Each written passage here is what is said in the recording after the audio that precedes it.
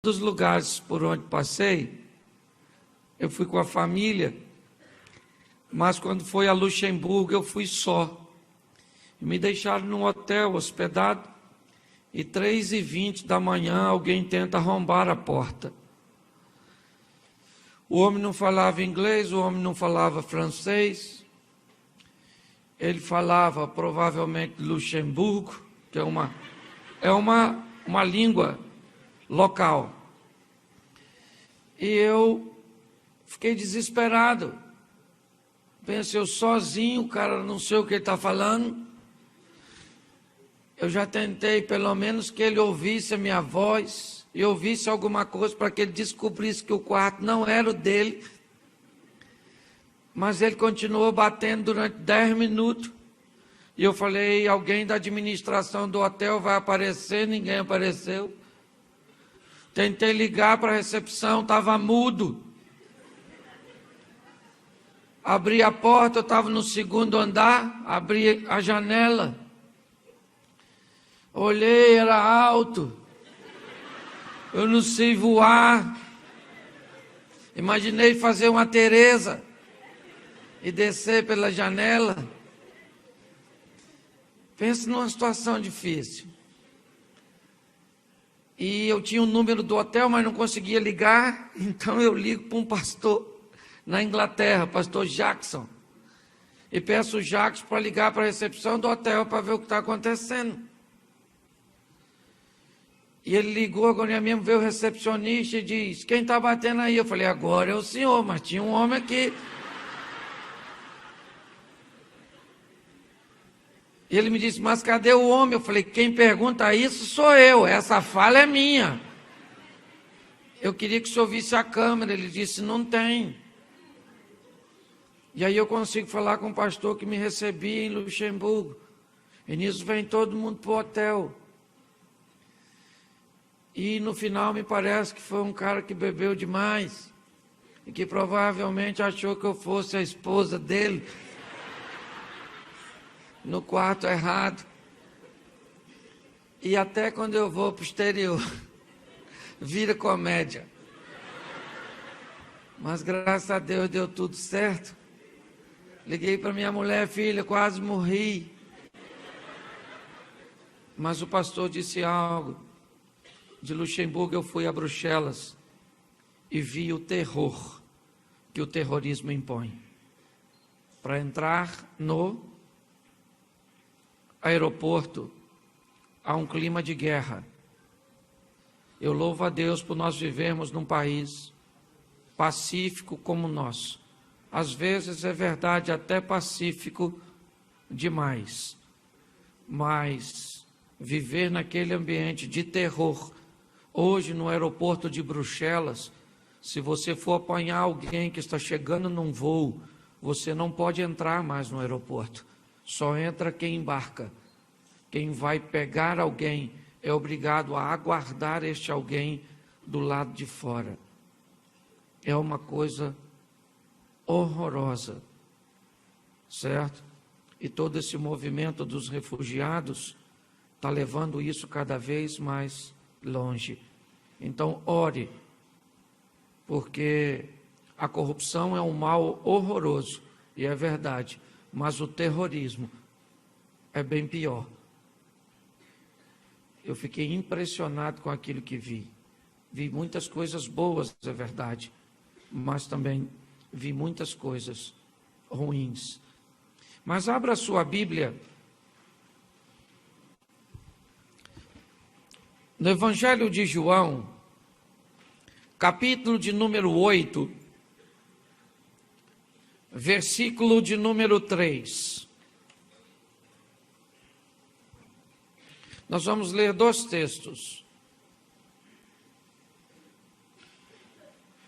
João 8, 3 e depois Mateus 7, 24. Apenas o início do versículo 3 do capítulo 8 de João. João 8, 3 diz assim: Então os escribas e fariseus trouxeram-lhe uma mulher apanhada em adultério. Você pode ler comigo? Está aqui, ó. Então os escribas e fariseus trouxeram-lhe uma mulher apanhada em adultério. Mateus capítulo 7, versículo 24. Mateus 7, 24 diz assim: todo aquele, pois, que ouve as minhas palavras e as põe em prática, será comparado a um homem prudente que edificou a casa sobre... Preste atenção no 26. Mas todo aquele que ouve essas minhas palavras e não as põe em prática, será comparado a um homem insensato que edificou a sua casa sobre... Versículo 25. Desceu a chuva. Versículo 27. Desceu a chuva. Versículo 25. Correram as torrentes. Versículo 27. Correram as torrentes. Versículo 25. Sopraram os ventos. Versículo 27. Sopraram os ventos. Versículo 25. E batendo com ímpeto contra aquela. E versículo 27. Batendo com ímpeto contra aquela. Versículo 25. Contudo não. Versículo 27. E ela. Feche os seus olhos. Senhor nosso Deus e Pai, em nome de Jesus, eis aqui a Tua palavra, continua falando conosco. E usa-me como um canal de bênção nessa hora. Pelo poder do nome de Jesus. Amém. Glória a Deus. Amém? Alguém, quando vem expor a palavra de Deus, ele tem alguns desafios que eu estou enfrentando agora.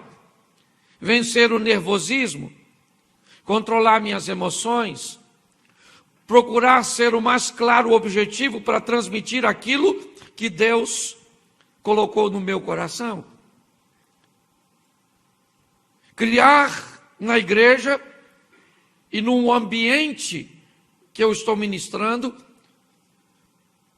uma unção e um momento muito especial, onde o Espírito Santo vai agir. Também é uma responsabilidade do pregador, não apenas do louvor. Mas aquele que ouve tem também algumas responsabilidades. E a maior delas é permitir com que a palavra entre no seu coração e faça com que você não seja apenas um ouvinte, mas um praticante. O texto em que lemos, primeiro eu li a história de uma mulher. E ela diz, a história diz assim: e trouxeram-lhe uma mulher apanhada em... Deixa eu falar uma coisa para vocês. Você acha que esta mulher não sabia que o adultério era errado? Você acha que ela não tinha conhecimento disso? Você acha que ela cometeu isso por ausência de informação? Ou será que ela sabia que adultério era errado e mesmo sabendo que era errado, ela praticou? O que você acha? Ela não é uma menina, ela é uma mulher que está se relacionando com um homem que não é o dela. Ou ele é de outra, ou ela é de outra. Não sei, não sou obrigado a saber tudo. Eu só sei que a dona estava em adultério. Por quê? Porque o Satanás entrou nela. Foi? Ela foi adulterar por quê? Por quê? Porque ela sabia que era errado. Ela se deitou por quê? Quando você olha ela indo ser apedrejada, a gente fica com dó. Não fica? Coitada da dona. Coitada. Mas à noite... ela botou para quebrar. Isso, garoto. Vai embora. Vambora, menino. Me pega, me pega, me pega, me pega.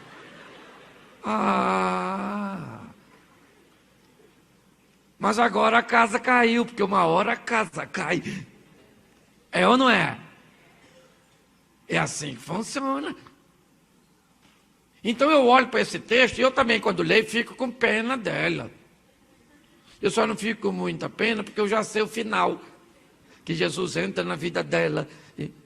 Mas eu vejo que essa mulher tem a mesma dificuldade que nós temos.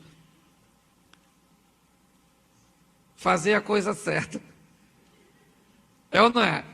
A gente sabe que está errado. Sabe ou não sabe? Sabe, você sabe. Você sabe, não fica olhando para mim assim não. Você sabe que não deve fazer, que não deve mexer, que não deve olhar, que não deve falar. Você sabe, você sabe, você sabe. Mas você mexe, você olha. Por quê? Porque é difícil, pastor. O senhor entende? Era difícil para a dona também.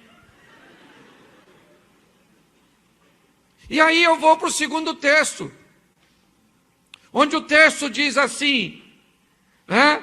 Todo aquele que ouve as minhas palavras e as põe em prática, será semelhante a um homem que construiu a sua casa sobre... E todo aquele que ouve as palavras e não as põe em prática, será semelhante àquele que constrói sua casa sobre a... Bom, preste atenção nisso aqui, porque na verdade esse texto generaliza os ouvintes, põe os ouvintes no mesmo pacote. O que a Bíblia está dizendo é que todos ouvem a mesma coisa. Aos ouvintes vai toda a informação. Eu sei que hoje muitas vezes nós concorremos com o celular durante a pregação. É ou não é? Concorremos muitas vezes com o cansaço durante a pregação. E não é de hoje. Tinha um menino ouvindo Paulo que dormiu. Se Paulo estava pregando e o cara dormiu, imagine eu.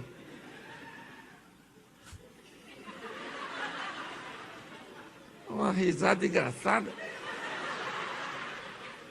É. Você está entendendo? A distração, você tem que vencer o cansaço, você tem que vencer o interesse de olhar seu WhatsApp, que às vezes já está aí.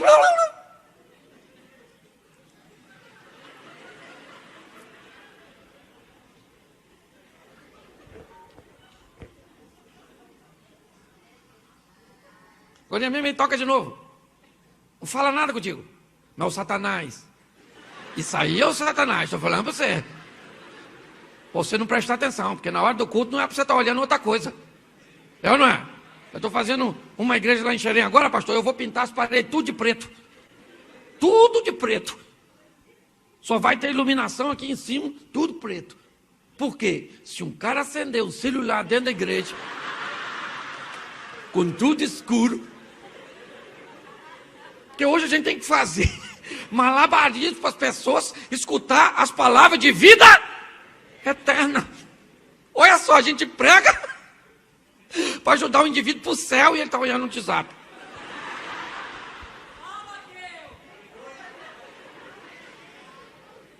Mas preste atenção, o texto está dizendo aos ouvintes, todos os que ouvem. Ele não estabelece idade, classe social, ele não estabelece nada. Ele diz, todos aqueles que ouvem. Só que os ouvintes se dividem em duas classes. A classe dos que vão pôr em prática, e as classes do que não vão pôr, e os que vão pôr em prática vai ter uma vida muito mais fácil. Não tem vento, não tem corrente, não tem nada, não tem tempestade, é só molezinha e melzinho na chupeta. Amém? Não, vai ler o texto. Os que ouvem e obedecem são semelhantes à casa construída sobre... Vem a tempestade, vem as torrentes, vem os ventos, e ela não, porque obedecer não te deixa imune às crises, só te dá condições de ficar de pé em meio às tempestades. Tem gente que acha que porque eu obedeço não dá nada de errado. Menino, vai ler isso. Tem tempestade para você. É ou não é? E aliás, para crente, se tem uma coisa que é com fartura, é tempestade. Pode faltar dinheiro, é ou não é? Pode faltar muita coisa nessa vida. Um amor, pô, falou para outro dia dos namorados. A quantidade, eu fiz questão de olhar para ver quantos levantou a mão. Eu achei que eu estava num país onde as mãos eram amputadas. Quando eu olhei para trás, só vi umas 5. Fiquei até com vergonha de levantar a minha. Falei, levantar a mão aqui deve ser pecado, é ou não é? Mas, olhe só, a grande diferença não é que quem obedece, ouve, não vai viver crise, não vai ter problema. O texto diz é que correntes, tempestades, ventos vão bater contra nós, mas nós não vamos cair. Só que o texto diz que nesse grupo tem a turma que escuta, gosta, ri, mas não faz nada. Volta do jeitinho. Nossa, que culto bom. Engraçado isso aí, gostei, viu? Qualquer hora eu volto. Aprendeu o quê? Aprendi nada, só ri pra caramba. Pra casa viver a mesma vida, não vou botar nada em prática, senão não adianta nada, isso é uma palhaçada.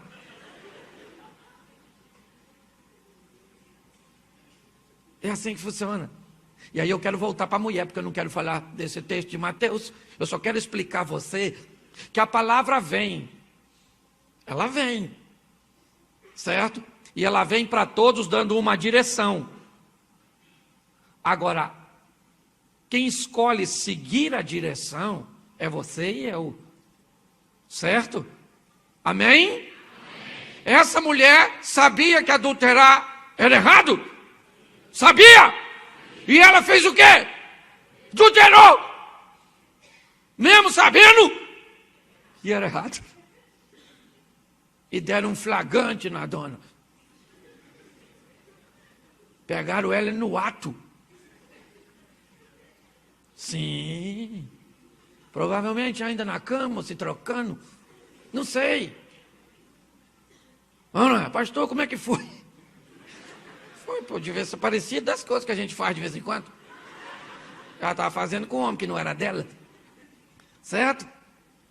E chegou, pegaram ela no flagrante. Gente, e Satanás é tão sujo que cadê o homem que estava com ela? Sumiu. Sei lá se pulou janela. Sei que o cara vazou. Deixou a dona na pista, sozinha. Ana, podia falar, não, vou sumir.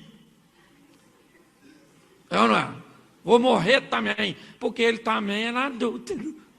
Era ou não era? O que você está querendo dizer? Que é isso que vai acontecer com você. As pessoas levam você para o fogo e na hora de queimar, vai embora. E você queima sozinho. É ou não é? É, meu filho, é assim que funciona. O cara rapou fora, pegaram a mulher. Flagrante. Mão na cabeça. A senhora pecou, adulta, não sei nem se deixou ela vestir as roupas. Vamos apedrejar. Se tem uma coisa, gente. E era crente, hein? Escriba e fariseu. que crente faz com fartura é tacar pedra. Porque apedrejar o erro dos outros dá um conforto no nosso. Não dá? Dá.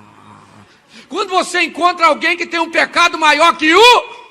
Ai, é tão bom. Que parece que nós somos... Isso. Eu não roubo. Ladrão tem tudo que morrer. Boa sentença. Eu não adultero. Porque quando aparece um pecadão, gente, dá um conforto em nós. Que eu olho e digo, tô bom. Nem faço isso. Qual é o pecado que leva para o inferno? É todo mesmo? Sério? Isso aí.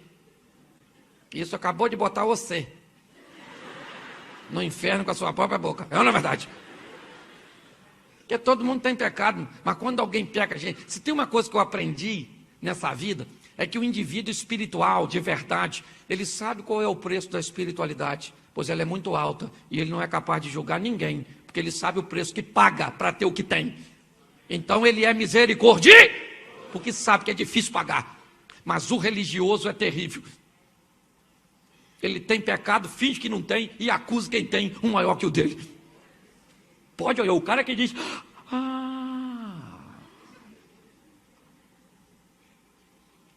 excluir mesmo, põe na frente da igreja, põe a cruz, crucifica-o, pode notar que esse aí é pecador, e dos piores, porque ele chama a atenção para dos outros, para ocultar o dele. Tenho aprendido isso, gente, estou ficando esperto, pastoreando. É assim que funciona. É ou não é? Agora os fariseus chegaram e falaram, adúltera, olha aí. Vão matá-la. O pessoal falou, matar. Isso aí.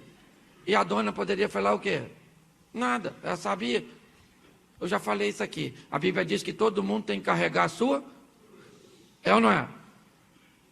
Jesus disse, aquele que quer me seguir, tome a sua. Isso, negue a si mesmo, tome a sua cruz. E por que Jesus disse negue a si mesmo primeiro antes de tomar a cruz? Porque quando você nega a si mesmo, você alivia o peso da cruz. A cruz fica mais leve quando você nega você mesmo e aceita as orientações de Deus.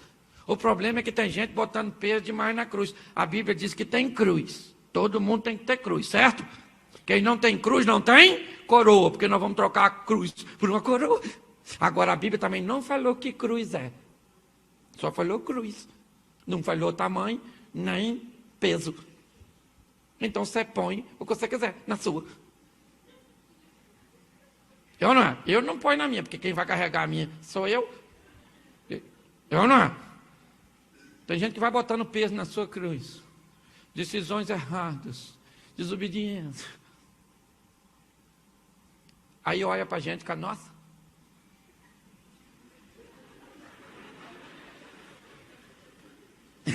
Eu estou querendo botar uma rodinha na minha. Com amortecedor e tudo para não machucar as costas. Pastor, o senhor é doido? Doido é você que bota peso na sua. Está assim de gente que está tornando sua cruz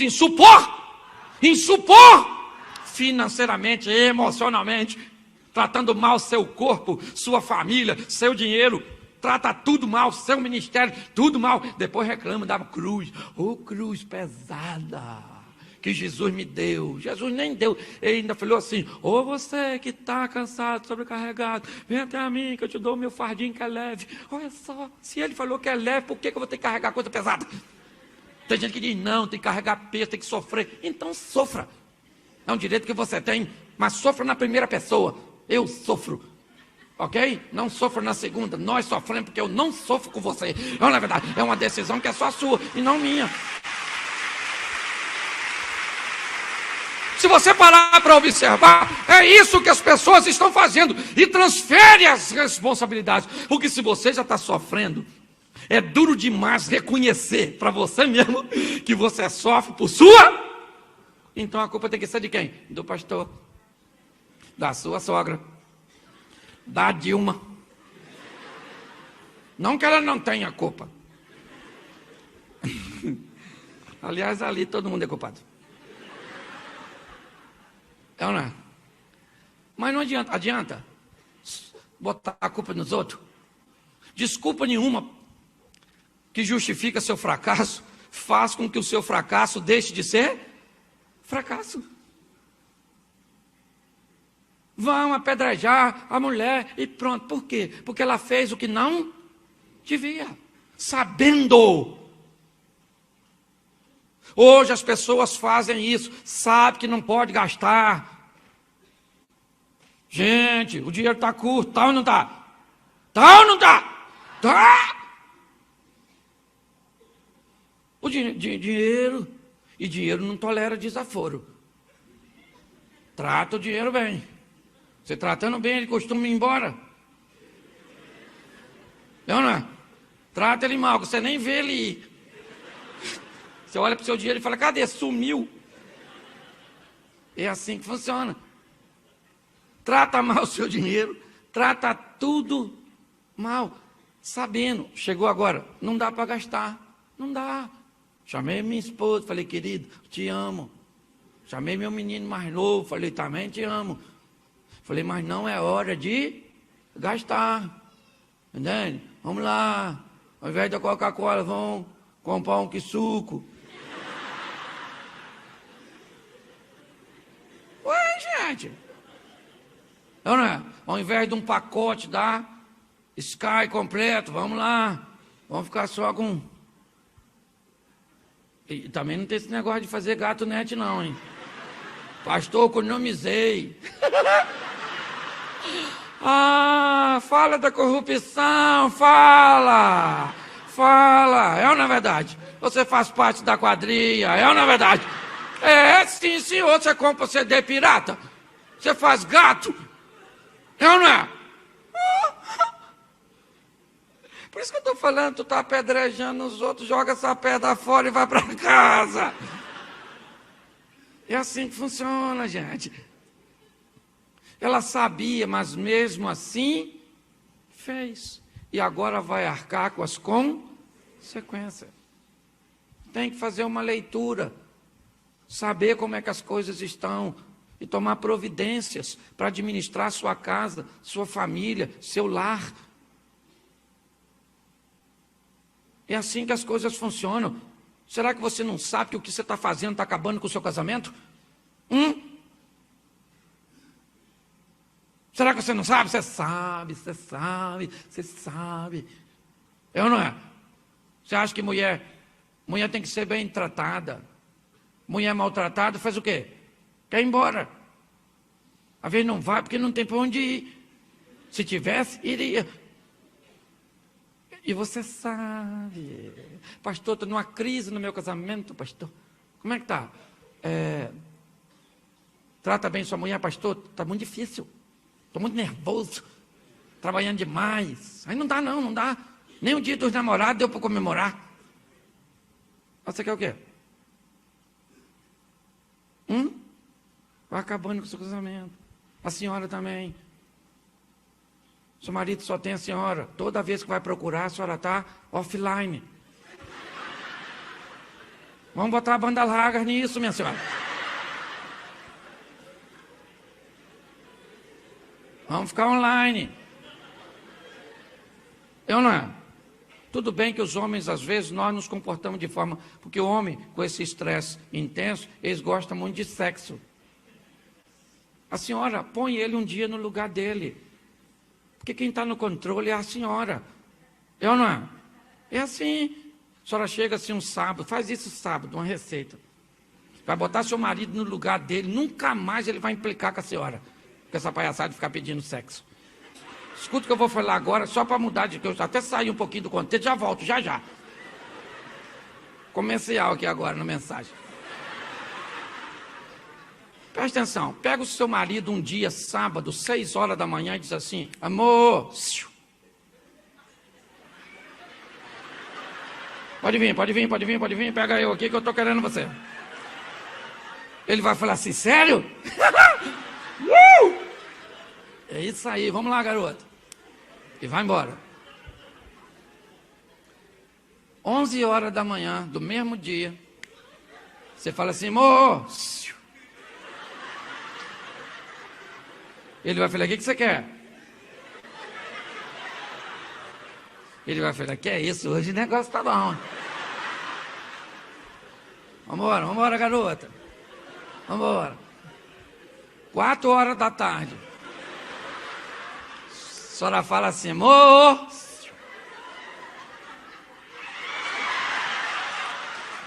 Vem cá, vem. Ele vai falar, gente, Jesus está voltando hoje. E essa super promoção, é ou não é? Quando for 11 da noite, você fala para ele assim, amor, ele vai falar, o que é? Vem, querido. Ele vai falar assim, pelo amor de Deus, meu. O seu brinquedo é de abrir, o meu é de montar. É ou não é verdade? Escuta o que eu estou falando. Pastor, por que você está falando isso de casal? Porque isso aqui também é um culto de família. Escuta, aprende uma coisa. Suas decisões estabelecem para você um nível de colheita. Coloca peso sobre a sua cruz. Se você cometeu erros, esta mulher cometeu. E ela tinha tudo para terminar segundo o prognóstico dos religiosos. E eles não estavam errados, porque a lei dizia que estas mulheres que cometiam esses atos, ou essas pessoas, deveriam ser apedrejadas. E ela se expôs ao risco, pensando que não seria descoberta, mas foi. E agora ela está indo com seus algozes. Ela vai ser morta por pessoas que também cometem erros. Só que seus erros estão obscuros em meio à elucidação do pecado da moça. São chacais e aproveitadores de tragédias alheias, que tripudiam-se em cima dos erros dos outros, se esquecendo dos seus. Quando você paga o preço de uma santidade, e não trate meu bom humor como falta de reverência, porque eu sou muito bem-humorado, mas eu sei que sem santificação, ninguém verá a Deus. Ninguém. Então meu bom humor, muitas vezes, é apenas uma maneira de expor e atrair a atenção das pessoas. Mas ela está indo. Todo mundo cheio de pedra, fazendo planos, provavelmente, de onde iria atacar. Que legal! Tacar pedra nela. Não, devia ter todo tipo de gente. Devia ter uns adolescentes, meninos, olhando aquilo, falando, taca não. Uma dona tão legal, generosa. Também devia ter umas mulheres falando, taca a pedra nessa magrinha que quer pegar o homem dos outros. Devia ter homem, adulto, dizendo, quero nem me envolver nisso. Devia ter uns idosos também, falando, taca a pedra mesmo. A gente não faz mais nada.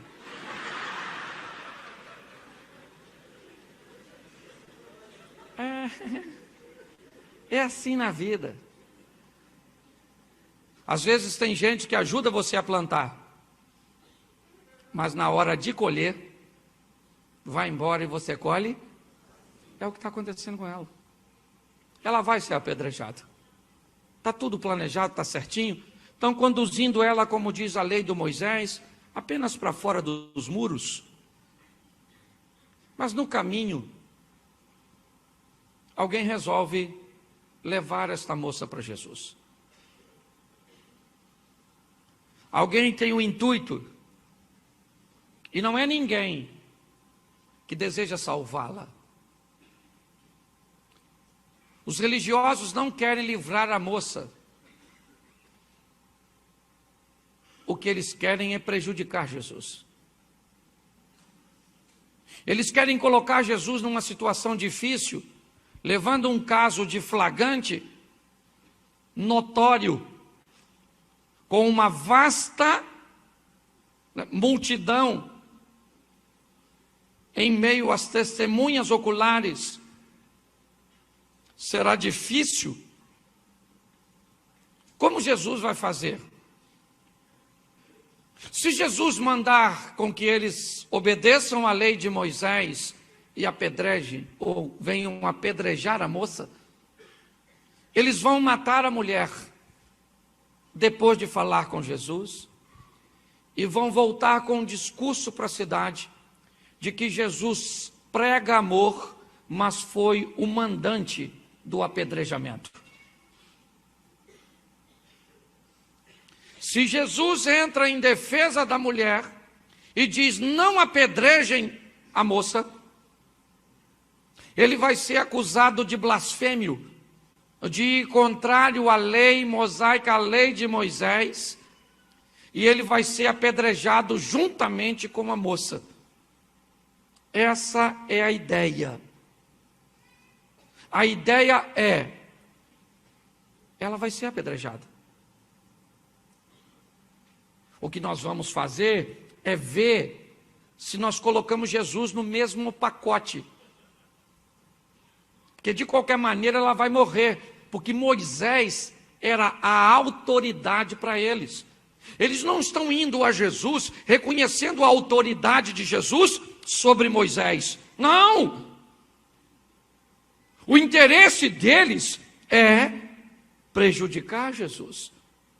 E eles levam a mulher até Jesus, conduzida à morte com razão. Não tem ninguém ali, no que diz respeito à sentença dela, ruim não. O que eles poderiam dizer é o seguinte: o pecado dela apareceu, o meu não. Então, para ajudar a encobrir mais o meu, deixa eu condená-la com veemência, que isso parece que eu sou inocente. Mas quando um erro, mesmo sendo consciente, quando você faz algo que prejudica seu casamento, prejudica suas finanças, prejudica sua saúde, prejudica sua vida ministerial, em todas as instâncias, sua vida profissional, ainda há esperança para você e para mim.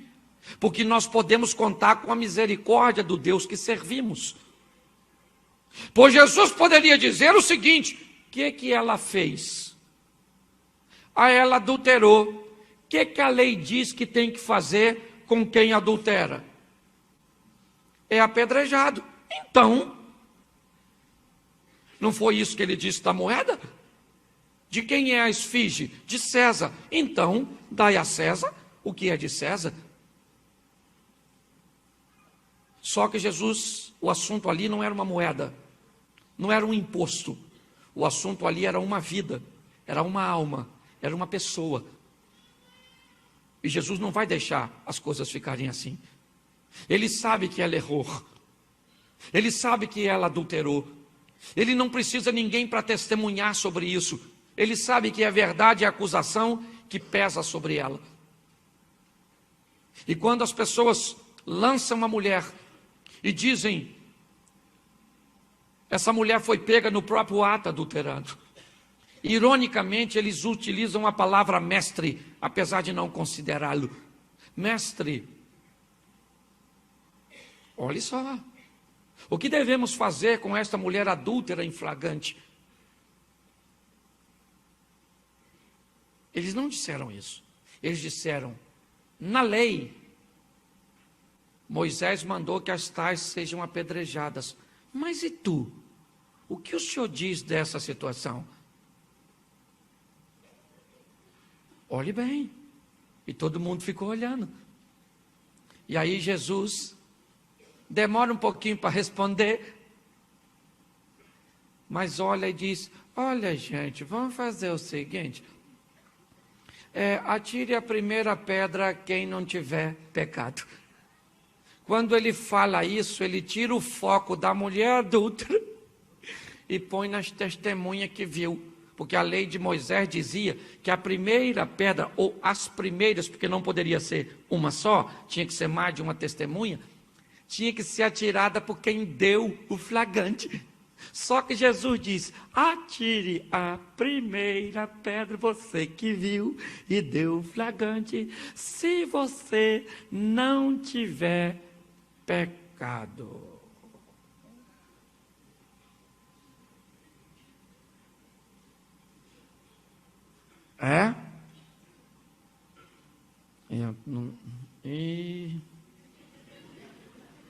Como é que é o negócio assim? Tire a primeira pedra. Pensa a turma com a pedra na mão, olhando para as testemunhas.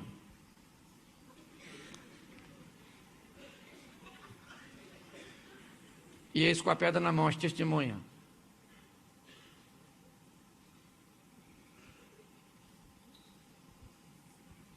Ih, caramba. Atire a primeira pedra, somos nós, hein? Ei, filho, não tem pecado, né? Gente, acabei de olhar agora. Eu também tenho, hein? E pior que ele, para ele falar isso, ele deve bem ter alguma informação assim. Amor, respeito. Ih, gente, deu ruim. Primeira pedra, né? Nem tem pedra. Nem tem pedra. Tira a primeira pedra aí, alguém. E fica um olhando para o outro. Quem vai tirar a primeira? Tira aí, gente, para me tacar a minha. Você não escutou, não? Tire você a sua. Você tem? Se a gente tivesse lá, quem é que tacava? Levanta bem a mão. Levanta que está arriscado a gente apedrejar você, mentiroso. Levanta a mão aí para você ver só.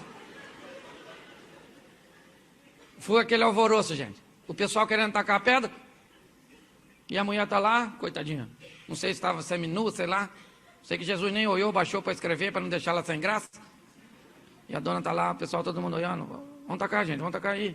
Taca aí para mim tacar a minha. E ficou um olhando para o outro. Por que você não taca? Eu falei: eu não vou tacar, não. Ele falou: não tem pecado, e eu também tenho. Falei: a verdade, tem. É que eu não estava vendo antes dele falar.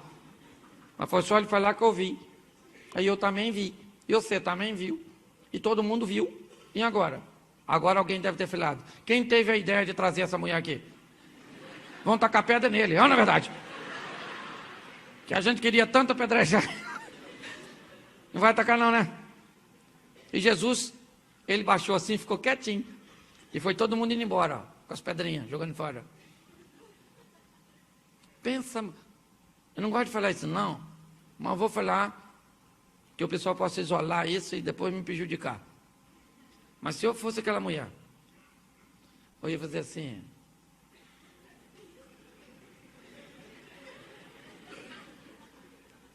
Tu tem, né?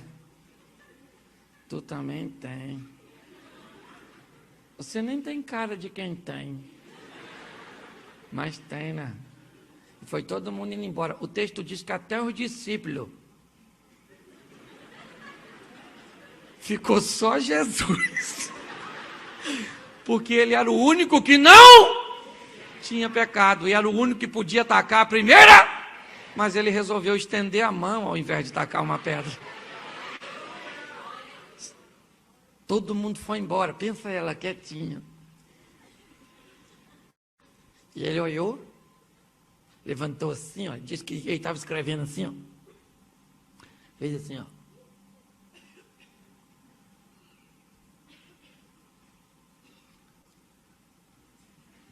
E aí, minha filha? Quer dizer, aquele povão que estava aqui para tacar a pedra, não sei? Só deixaram as pedras, até para a gente virar um concreto. Ninguém te condenou? Ela falou assim.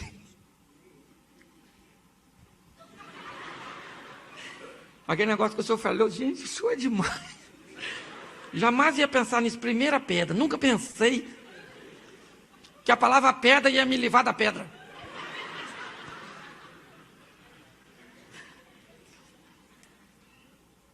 Eles também têm. E Jesus deve ter olhado assim. Eles têm, mas eu não. Então não estou de brincadeira com a senhora. Sei que a senhora passou a noite. Eu estava orando, por isso estou aqui. A senhora estava fazendo serviço, por isso que está onde está. E a sorte da senhora é que eu estava no seu caminho. Então eu vou falar uma coisa para a senhora. Ele deve ter falado sério, imagine eu. A senhora toma vergonha nessa cara. Controla esses impulsos da senhora, essa vergonhice. Arruma um homem, casa e vai viver a sua vida. Isso ele falou de outra maneira. Ele falou, vá e não peque mais. Eu imagino ela falando. Outra chance, né? Uma chance igual a essa. Talvez eu não tenha mais. E sabe o que é pior? Que está assim de crente que tem a segunda chance e que é a terceira. Pensando que Deus é otário. Ele é bom, sim. Ele é misericordioso. Essa mulher tinha que estar? Tinha que estar? Porque ela não obedeceu. Mas Jesus deu uma oportunidade a ela de obedecer. Eu não sei onde você está hoje, não sei o que você fez, e talvez você mereça estar vivendo o que está vivendo. Porque você cavou o buraco e agora pula dentro. Mas a sorte que você tem é que você e eu servimos um Deus que é bom. E a misericórdia dele dura para...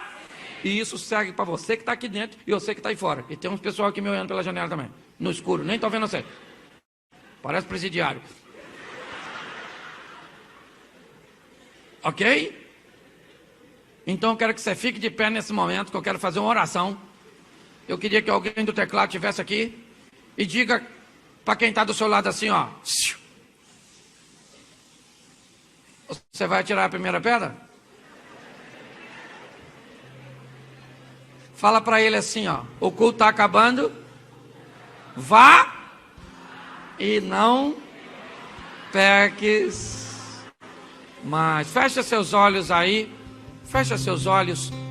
Eu quero falar com você que hoje talvez esteja vivendo o reflexo de algo que você mesmo foi o causador. E alguém já sentenciou você de que vai ser assim mesmo, que você errou, e que acabou, e que já era, e que não tem mais jeito. Tem jeito sim. O Senhor entra com providência a teu respeito para te defender. Não permita que Satanás te acuse, que as pessoas sentenciem você. Espere o parecer de Deus. Mas a vida é dividida, não simplesmente entre os que ouvem, mas entre os que obedecem e não obedecem. Para que se expor à situação que esta mulher estava, se você pode se livrar das coisas ruins em obediência à palavra de Deus?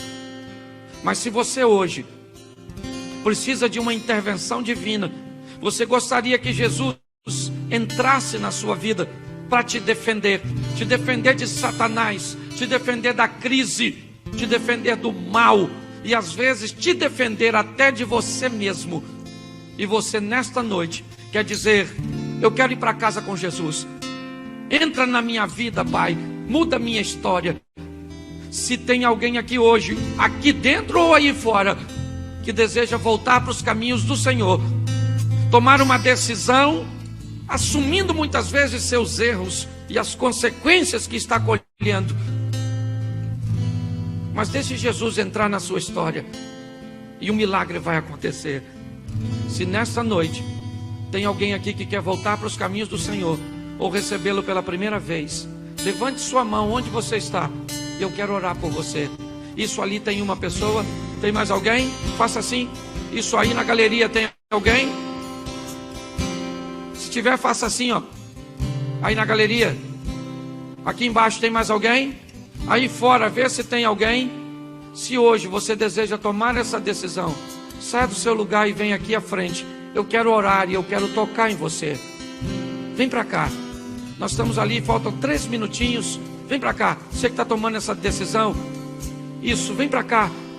Essa é a sua noite. Volte. Isso. Glória a Deus. Isso, vai ter alguém para te receber aqui. Saia do seu lugar e vem para cá. É uma noite de salvação também. Venha. O Senhor entra com providência a teu respeito. Tem alguém aí fora? Visualiza se tem alguém aí fora levantando a mão. Se tiver, traz para cá. Vai chegar até aqui. Isso. Glória a Deus. Tem mais alguém? Faz assim, eu te espero. Tem alguém aí fora? Sinaliza para mim alguém da porta aí, se tem. Não? Não, ok. Tem mais alguém aqui? Que Deus te abençoe. Que Deus te dê forças para fazer o que é certo. Em nome de Jesus. Pouquíssimas vezes você vai ver Jesus chamando Deus de Deus. Todas as vezes, ou a maior parte, ele usa a sua identidade. Pai, bem sei que sempre me ouves. Quando vai ressuscitar Lázaro. Oração, como é que ela é? Pai nosso, meu, é o que ele está dizendo, nosso. Meu pai trabalha até agora e eu trabalho sempre, definindo a sua identidade. Por quê? Porque eu posso viver como filho de Deus ou como filho do diabo, porque o diabo também tem filho. A minha identidade é registrada no que eu faço. A árvore boa dá bons frutos, a árvore ruim dá frutos ruins. Minha identidade, ela é minha. Se minha esposa está perto de mim ou não, não interessa. Se eu estou em Xerém ou não, não interessa.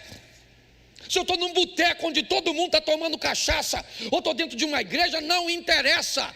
Eu tenho uma identidade. Ela está comigo na minha rede social. Ela está comigo se eu estou perto de gente que me conhece ou de gente que não me conhece. Quem eu sou? Eu sou filho de Deus onde? Em Xerém. Eu sou filho de Deus em qualquer ambiente, porque é a minha identidade. As pessoas vão dizer que eu sou palhaço, que eu sou rico, que eu sou aproveitador. E elas vão dizer tudo. E não tem problema, porque elas não sabem quem eu. Mas tem gente que acha que eu sou um astro. Tem gente que acha que eu sou famoso. Tem gente que pensa tanta coisa a meu respeito. Umas pensam coisas boas e outros pensam coisas. Mas eu sei quem eu sou. Então você quer dar uma de coitadinha? Dê. Por favor, só não diga que é filho de Deus. Porque quando você resolve ser um coitado, você não está reconhecendo quem é seu pai.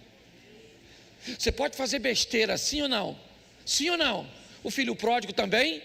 Mas lá no meio da besteira ele diz: na casa do meu pai. Você está com câncer, mas tem pai. Você está enfrentando uma crise no casamento, mas tem pai. Você está desempregado, mas tem pai. Seu marido não está te tratando bem, mas você tem pai. Pode não ter aqui nessa terra, porque às vezes é um dublê de pai. Mas pode dobrar seu joelho e falar com teu pai que está no céu. Você está entendendo? Você só precisa saber quem você é. Então nós precisamos melhorar, ok?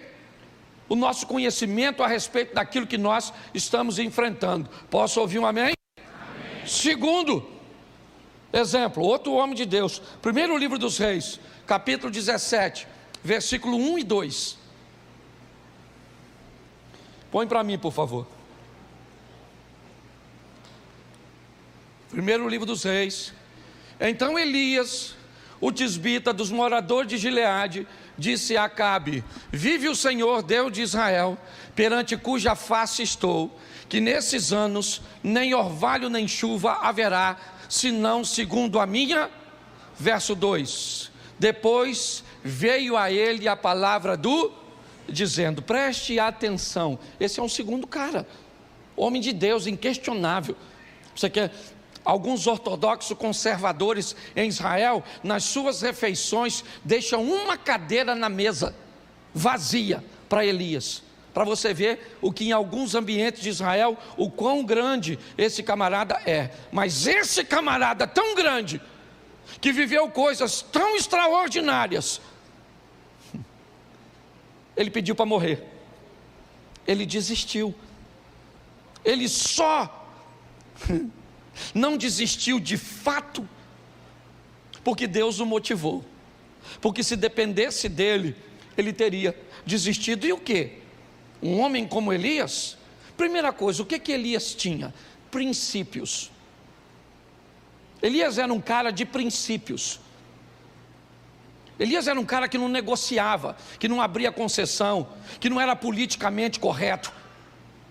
Elias era um cara de sim, sim, não, não. A postura dele como crente era algo extraordinário.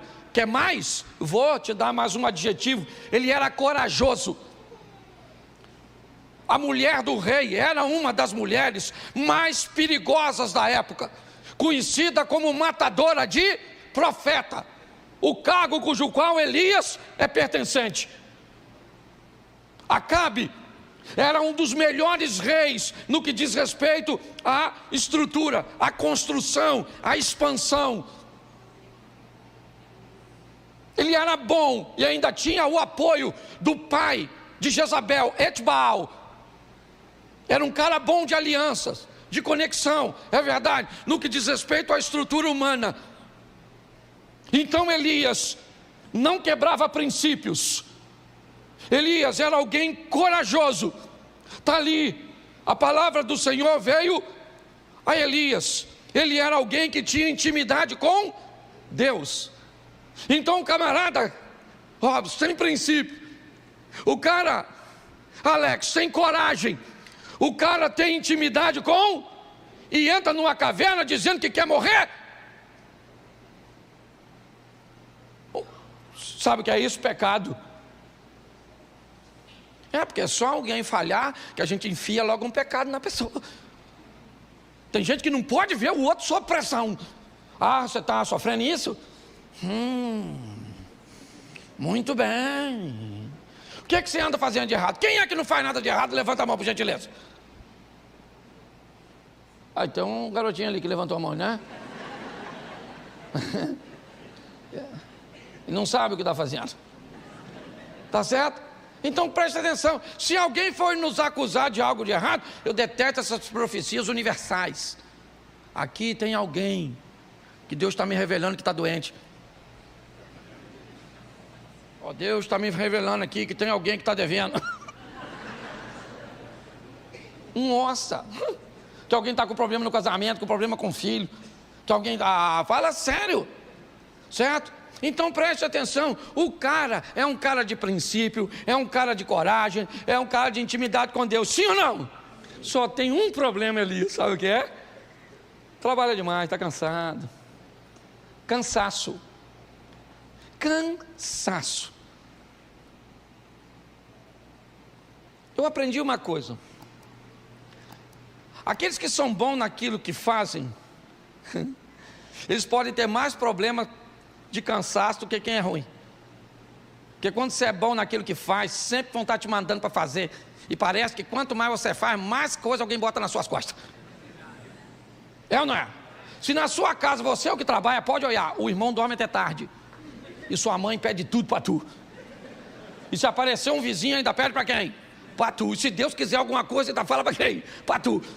Você vê, Saúl trabalha para o pai dele, trabalha, o Davi trabalha para o pai, trabalha para o rei ainda arruma outra tarefa. Ele tinha 2 trabalhos, músico e limpava as arminhas, apacentava as ovelhas. Tinha 7 não, que 3 estavam na batalha. Ele tinha 4 irmãos à toa em casa. E quando ele chegou em casa para levar um lanche, o pai mandou quem? Isso aí.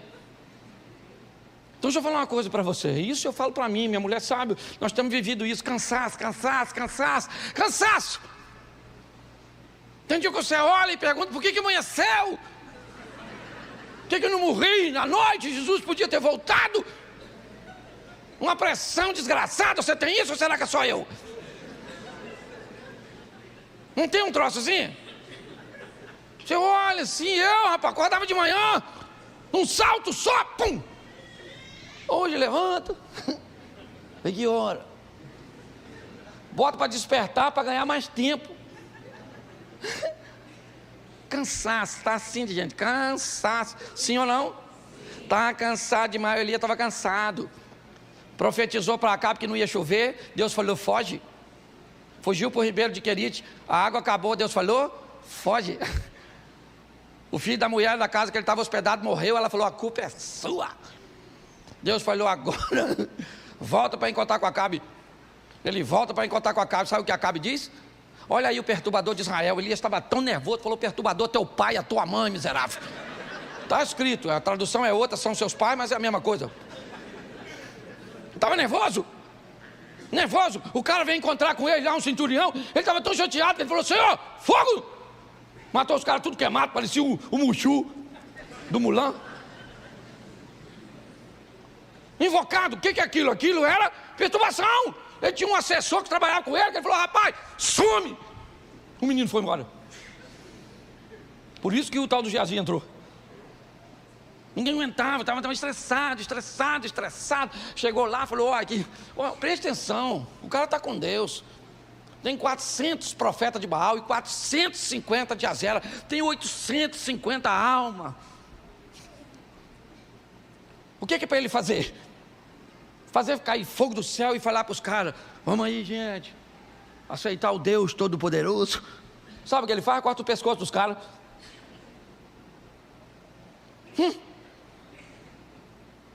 Tá pior que chefe de grupo de extermínio. O cara é crente. Só que ele está tão cansado que Jezabel, aquela mulher que eu falei no começo, ela falou assim, amanhã, essa hora, avisa o Elias que ele vai ser igual um dos profetas do papai que ele matou. Eu mato ele. Elias saiu correndo. Falou, nossa, que mulher perigosíssima. Pô, o cara que mata 450, ou melhor, 850 homens, e sai correndo de uma mulher, o que ele tem? Cansaço. Entra dentro de uma caverninha e fica lá. Por que o senhor não me mata? Deus deve ter pensado, Jezabel quer te matar, se você quer morrer, volta lá. E eu terceirizo o serviço. Ele queria morrer, sim ou não? Sim ou não? Claro que não! Ele só está Isso, está assim de gente. Trabalha. Dinheiro não tem. Trabalha. E dinheiro não tem. Trabalha.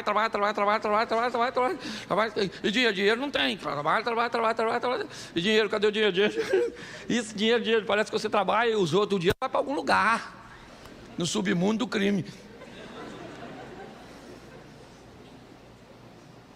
Aí é lógico o estresse. Cansaço, nós estamos com o povo cansado, vindo para a igreja quase todo dia, não dá nem tempo de ser crente. Por isso que eu não gosto, pelo amor de Deus. Vem para a igreja, um culto, 2 só e some. Vai viver a sua vida, vai ser crente lá fora. Aí bota o cara na segunda, e terça na igreja, e quarta na igreja, tá, esse cara ainda para o inferno, com a vida toda na igreja. O cara veio uma vez só e foi para o céu. Nossa, que tranquilidade. Eu detesto esse ativismo. E estou falando de mim mesmo, porque eu viajo para aqui, esse dia falou comigo que estava se considerando viúva de um marido vivo. Falei, sangue de Jesus tem poder. É verdade, eu falo de mim mesmo. Porque graças a Deus, naquilo que Deus me entregou para fazer, eu faço. Bem. E aí a demanda é grande. Então, por favor, dá uma freada nesse negócio. Porque o cansaço está matando as pessoas, matando. Você nem precisa de um grande problema. Note que o cara mata aquele montão de homem e está tão cansado que tem medo de uma mulher. É como se você vencesse um gigante hoje e saísse correndo de um anão amanhã. Porque ele está Isso, vamos